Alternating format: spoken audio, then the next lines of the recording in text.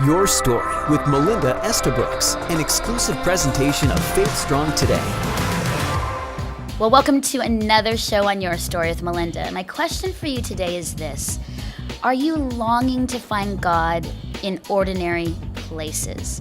And have you ever dreamed of owning and living in an old Victorian farmhouse one day and just having the ability to just sit and take care of chickens and hens and grow a vegetable garden? For some of you, that is heaven and that is home. And so I have the perfect guest today that's going to share with us about her experience on a Victorian farmhouse and how she left, this is amazing, how she left the university classroom for a large vegetable garden and a hen house in southeastern Pennsylvania. My guest today is Christie Purifoy, and she's been a regular contributor for a variety of online sites, including Grace Table, Pick Your Portion, and A Deeper Story. And you've probably seen her essays on websites and blogs by Lisa Joe Baker, Jennifer Dukes-Lee, and our good old Canadian girl, Anne Voskamp.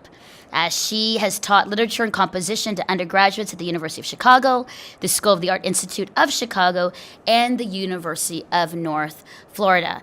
And Christie is going to share with us her incredible journey and story at Maplehurst, this Victorian farmhouse. So, Christie, welcome to the show. Thank you so much. It's a privilege and an honor to be here with you. I am so glad that you're with me. And you're actually in your farmhouse right now, is that right? That's right. And this old place always needs work done, so you may hear some hammering behind me. That's okay. Let's start off so that our viewers and listeners get to know you before we really talk about this journey and year at Maplehurst. So let's start with you. Growing up, how you found Jesus. What's your background and story, Christie? Right. Well, I live in Pennsylvania now. I actually grew up in Texas. So I grew up in the deep south where we didn't have seasons and hot summers. But my parents were in Christian ministry. They worked for a discipleship organization called the Navigators. Yeah. So I grew up in the church. I grew up with parents who were living out their faith just every day and simply but boldly. And so I was raised in that. But of course, I think, as many of your listeners will know, that's a great foundation to begin with. But at a certain point, that faith of your parents has to become your own. And so, as for so many others, it was a process of growing up into that faith. And for me, part of it has been an actual geographical journey as I left Texas and eventually found myself living in the city. I lived in Chicago for 10 years, and my experiences there in that place, and then how I think of it, my coming home here to an old farmhouse in Pennsylvania. That's been a geographic journey, but also a spiritual journey. Mm-hmm.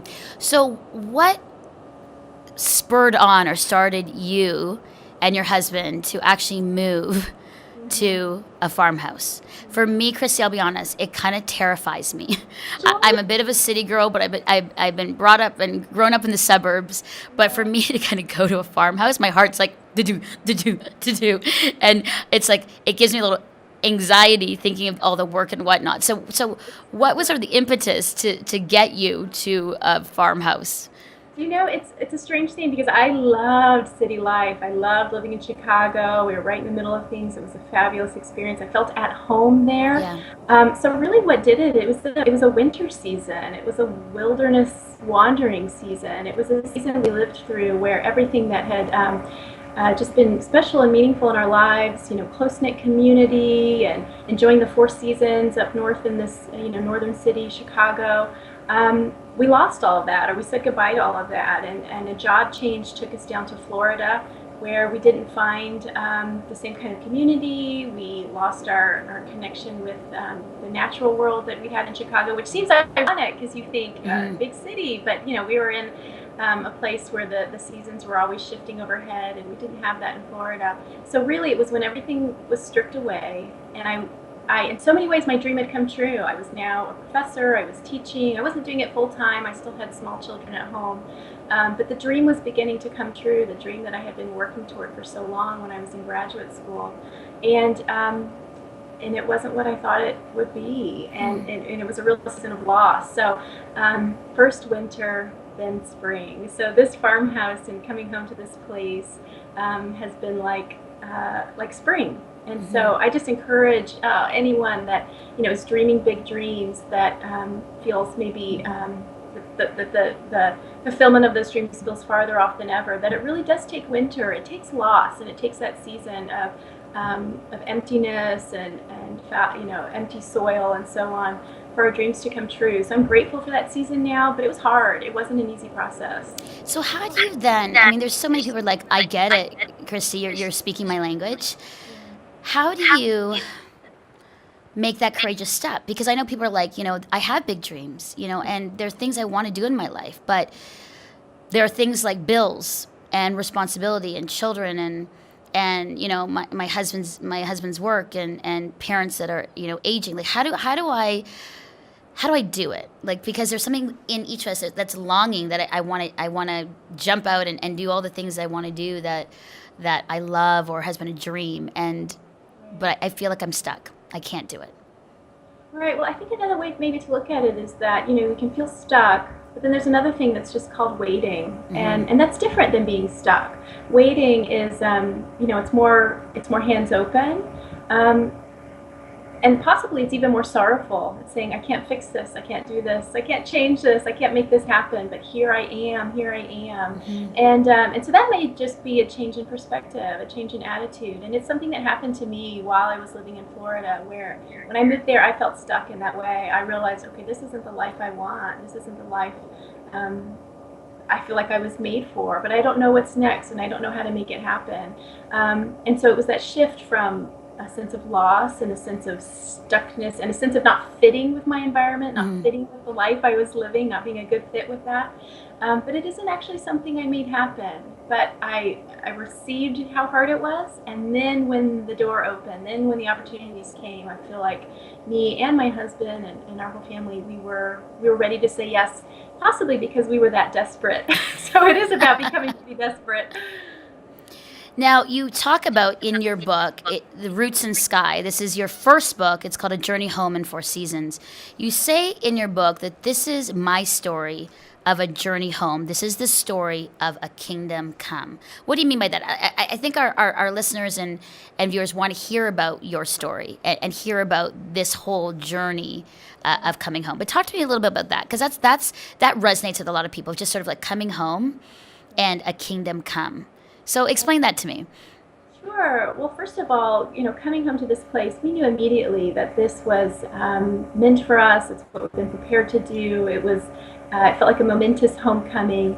And yet the book begins with that moment, because what I discovered in that first year is that the homecoming was just the beginning of a new journey, and actually that coming home in the way that we all long to come home, that real sense of belonging and fulfilling a purpose and just communion with our Lord and His church and all of that we long for. It doesn't just happen when we open a front door in a new house. It is a process, and it is a journey. And so I really wanted to capture that in sharing my own story of the first 4 seasons that we spent in this old house, of what that process was like for me. And in terms of a kingdom come, I think when we began our time here that it was about me, and it was about us, and it was about our lives and how we fit into our environment. But over the course of that year, and especially as winter turned to spring and we began to invite our neighbors in and make connections in this area, I realized that it was not just about me. Like, that was just the beginning, but it really was about experiencing the God of the universe in this small place where I was, this very ordinary little country place, that the God who created the heavens was here too, and I could experience Him here in ways that I hadn't before in my life. So the two are absolutely interrelated. My life, my little home, and the kingdom of God. Wow, it's beautiful. Christy, paint us a picture of as soon as you open that front door, what was Maplehurst, your home, like? Were there things, was it like one where, when you watch HGTV and it's like a fixer-upper, or like, give us a sense of the scope of work, what it was like, because I don't think it would have been a perfect, like, completely renovated home that you walked into and said, woo, I'm home, now everything's done and everything's great. What was it like? That's true. And God was so gracious to us, and I think this is something to keep in mind, is that when He's asking us to make big steps that often he will, I think, in his mercy and love for us, he will perhaps conceal or hide the full extent of what he's asking us to step into. And so when we came here, what we saw with our eyes was a home that a lot of work had actually already been done. There were some remodeled bathrooms, there was a beautiful kitchen that had already been fixed up. And so what we saw was, yes, this is manageable, this is doable, we can do this. And over we've been here 4 years now, and over the course of these 4 years, what we've discovered is that, of course, it was so much bigger than we anticipated, and there was so much more that needed to be done. For instance, right now we've been doing some massive repairs on the brick walls, and the old windows, and the shutters, and the roof. We found rotting wood up there. Oh, no. So things that I had known on that first day, I might have been too scared. I might have said no. I might have said, there is no way. I will never have the time or the money or the energy for this. But I think God was gracious, and he showed us just enough, and he gave us the courage to step forward. And of course, I'm grateful for that. And I know I'm right where I'm meant to be. But I also know that if I had foreseen everything, it would have been a much harder step for me to take. He's good that way, though. I've noticed that in my own personal life, that if he'd given me everything, and sort of dumped everything in my lap that I always pray for, like, give me the vision of my entire life, God, in the next 10 years, and I don't think I could handle it. Like, I don't think... So afraid. Yeah, I'd be afraid. It'd be overwhelming. I'd be like, how the heck am I going to make that? What? Exactly. It would be so impossible. Yeah, amazing. Yeah. Now, as you, through the seasons, experienced this home, what did you learn about yourself? What did you learn as you came from a totally different environment into, Pennsylvania farmhouse? What would you say, Christie, you learned about yourself as a woman and what God was saying to you in this new season of your life? Yeah, I mean, one thing I learned, I always known that I'm a homebody, that I love the home environment, I love being in my home.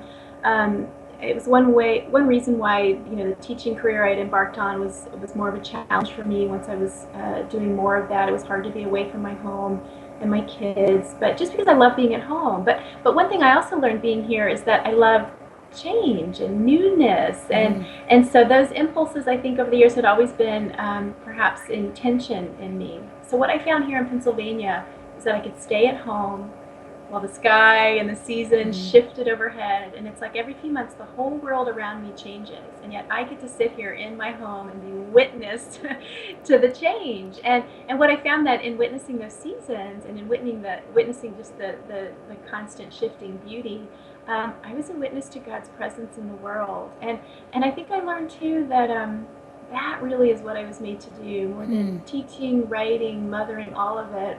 Who I am is a witness to God in this world, and really the only thing I want to do, and in whatever way I can do it, whether that's books or even just photos I share on Instagram, I want to be saying to people, look, here is your God. I've seen him, and just hope and pray that they can see him too through what I share.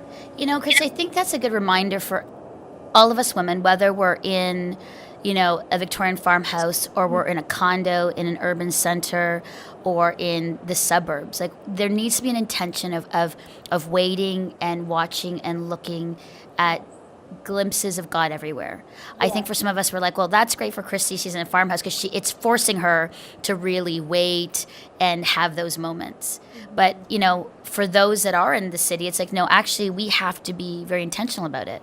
Like, we have to also, within our own environment, find those places of waiting and listening and being in awe of a sunset or our kids giving us a hug, those kinds of moments. And I would say that even for myself, because I'm like, and I blame it on this, frenetic, fast-paced life, I don't have the time. I need to go to like a retreat for a day to find it. Right. I don't think that's right. I actually don't think, I think that we have to be thoughtful, intentional about finding those places and spaces within our everyday, because we'll miss it. We'll miss God in all the ordinary ways and extraordinary ways, and in the ways where you're like, oh my goodness, I've seen that every day, but I think that's really God speaking to me.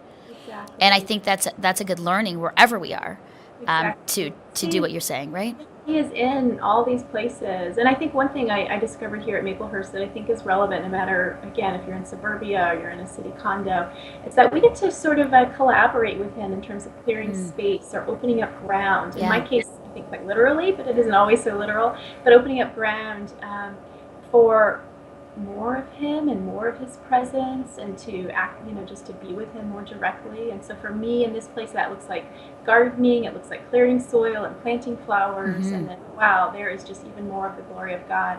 So it's not going to look like that everywhere, and yet I think that is work that we can all participate in. Yeah, I love that. And in that, in your book, you talk about the gift of ordinary days. What do you mean by that? Because there are days that I feel like, yeah, they're absolutely ordinary. Other days I'm like, what an extraordinary moment of connection with women and sisterhood, or just sort of like in my job, nailing it and feeling great about it, or all these kinds of things. But what do you mean by like an ordinary day and that they're a gift? Right. I love that. I think the thing about ordinary days, and by that I mean those days where we don't understand, they don't seem to fit into the bigger story. They aren't the mountaintop days, They aren't the valley days. We don't really know what they mean or what they're for. What is the purpose of those ordinary, just average ordinary days? And I think to me the thing that's so crazy about them is just the excess of them. What are they there for? It's like looking at the stars in the sky. There are so many. I mean, wouldn't the night sky be beautiful with 100 stars? Be beautiful with 1,000 stars. But we just have countless stars. And why? Why so much? And I think it's something about that excess and that abundance that speaks of who God is and his love for us, and it just gives me a glimpse into his personality, where he says, I will give you more. I'll give you those mountaintop days, I'll be with you in the valley days, but I'm also going to give you just the ordinary quiet where we're just here, aware of each other. Christie, how did you hear God? Like, how does he speak to you? I know for women and men who listen, there's that part of, I am quiet, I'm trying to be intentional, but I still can't hear him. Some of my girlfriends absolutely seem to hear him every single day and write about it in their journals or write books. But there are some people who it's a real struggle to really know it's him speaking. And your thoughts, how do you hear him and know it's him? And what can we do if we struggle with that, where we feel like I'm not hearing him at all? How come he seems to be talking to other people but not me? Right. Oh, that's a great question. And absolutely, I would emphasize that it's going to be different for everyone, I think, most likely. But for me personally, and it's the fact that I try to keep my ears open, and I'm always sort of trying to keep open those lines of communication, so that I'm throwing, mostly that sounds awful because I'm throwing my questions at him. I say, God! Yep, absolutely. And what's the answer to this? And what's the answer to this? And because I'm always doing that, when the answer comes, it might be very small. It might be something that looks on the surface like a coincidence. It might be just a small thought in my head that I don't recognize, that I think, oh, that's wise. Where did that come from? And then it's a matter of faith, of just choosing to believe that is God speaking to me. And the thing is, I never know 100%. There is always that element of doubt. Did God say that? Was that just me? But choosing to step out in faith anyway and saying, I think that was the Lord speaking to me, and I'm going to move forward on that. That's encouraging, because I think as we journey, especially as women, through our faith with God, it's like this, right? Like ups and downs and mountains and valleys, and I think in my own personal life, it's been just a faith thing. Like there are days where I'm like, I'm in a fetal position on the floor, and I'm in depression and I can't hear you. And other times I'm like, I'm so on with you, God. You know what I mean? Like it's just, and yet I feel though I've never wavered from the fact of who he is and how he loves me. Some people do, and that's a big struggle of their life, but I've always felt that life is like this. It is. And seasons, aren't they? Those shifting seasons. And I love the fact that he's constant, and so it's funny because people have said to me, Mel, even going through all the difficult things you have in your life, like, grew up as a Christian, missionary kid in the Philippines, and, even though I was up and down and I went away from God, it's funny, I never fully went away from him. Like, I always knew he was there with me, and I always knew that he was true and he was the truth, but that was just me. Whereas, I hear a lot of people, it's been a struggle. Yeah. And I've always said, I think it's just a simple part of that. I really believe that God loves me, and he's for me, and I've never doubted it. And people are like, but that sounds so like simple and childlike. I'm like, yeah, Yeah, it is. Yeah, that it is. It Uh, is. yeah. Christy, in your book, I mean, the title is Roots and Sky. This is my plug, everybody. If you can see it for her book, you need to go out and get it. Why Roots and Sky? I love that imagery, right? Because it's like roots, deep sky. But talk to me about that. Why you chose that title? But how those words, those images really resonate with you. Right. Well, I think one of the discoveries I made in this place is that once we had committed to be here, for better or worse, as they say, and our roots were going deeper, and we were planting trees and committing to watch them grow, that the strange corollary to that is that I felt like I was seeing more of the heavens. I was seeing more of these very supernatural, spiritual reality of God's presence and His ongoing work in the world. And so there was something about narrowing my world, making my world smaller in a sense. Now my world was just these few acres and just this home and just and literally I had a baby in that first year, so my world became very small. Yeah. I wasn't leaving the house, and so in this small world, sinking roots deep, which was painful work. It wasn't enjoyable, especially during that first year and our first winter and my experiences after having my baby. That hard, often painful work was somehow over time opening up the heavens and bringing heaven near, I think is what I experienced. So the nearness of heaven, the nearness of God's kingdom and His presence. And so it really was a journey of realizing that the sky, the heavens were drawing near. And so those two images, those deep roots and the sky, I think are symbolic for me of that experience. Finally, some last thoughts here. I want to talk about this in your book. This waiting and sacred time. I in life I usually don't hear those those words, waiting and sacred time. You're like, waiting? No way. I don't have time to wait. There's lots happening. We've got to get going. And even within the Christian context, Christy, it's like the harvest is plentiful, the workers are few. Let's go, go, go, go. Right? And even within the Christian culture, there's a sense of go and urgency. And so there's not a lot of people, I'll be honest, around me saying, it's just waiting. There's times of waiting. And in that, also, sacred time. People are like, don't waste time and you don't have time to waste and we're on, like issues of time. But those two words, I'm like, when I read those and read through in your book, I'm just like, it was like a deep exhale. Right, that there was something about waiting and sacred time that's needed within my own life, because I'm not like that. I'm a go go go,